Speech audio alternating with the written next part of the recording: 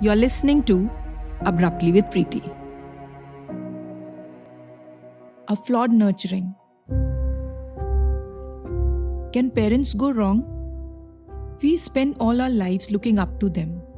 Yet for some, a parent is responsible for killing their self-esteem.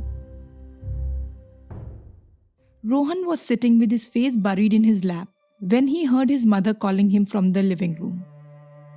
While making his way to the hall, he stopped near the dresser to wipe out his bloodshot eyes, which were brimming with tears of rage.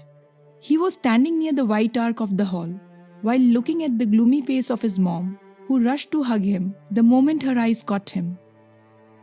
With tears rolling down her cheeks, she kept apologizing to him. "I'm sorry, my son. I thought he'll congratulate you for your accomplishment. That's why I told him how well you had performed in the National Online Chess Championship. I was surprised when I heard him yelling at you for whiling away your time." Rohan stayed quiet. All he could say was, "It was my mistake, as usual."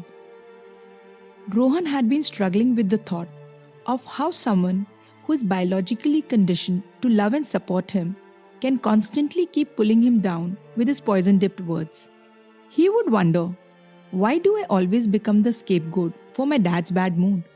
Why am I subject to emotional and psychological abuse? This period of isolation pressed Rohan to introspect his equation with his father closely. It was heart-rending how Rohan's father would never let go of any opportunity to mock and humiliate Rohan with his nasty and demoralizing words. Parenting is quite challenging, and his father had his best interest in mind. He was sick of hearing these lines over and over again. Rohan had started to see how pointless this explanation was for his father's abusive behavior.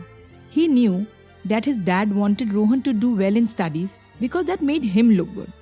Since the past 23 years, Rohan had witnessed his father's sense of self-grandeur and his unempathetic approach towards others. For years, Rohan had been struggling to come to terms with the fact that his nurturer was toxic, and rather than giving him love, warmth and wisdom, he had only given him mental abuse wrapped with nitpicking and condemnation.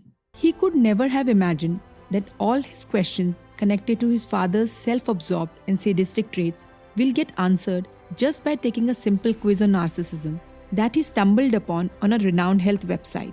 After ascertaining the narcissistic tendencies of his father, he knew it was time to pack his bag and cut the cord. The Struggle series was a product of the pandemic, but its stories are universal. If this tale touched you, I would love to hear about it. You can find me on Instagram and Facebook at Stories by Preeti, or email me at preeti@coloredchalk.in. For everything else, check out my website preetishah.com. Don't forget to subscribe to this show on the podcast app you love. We are available everywhere. Thank you for listening. Until next time.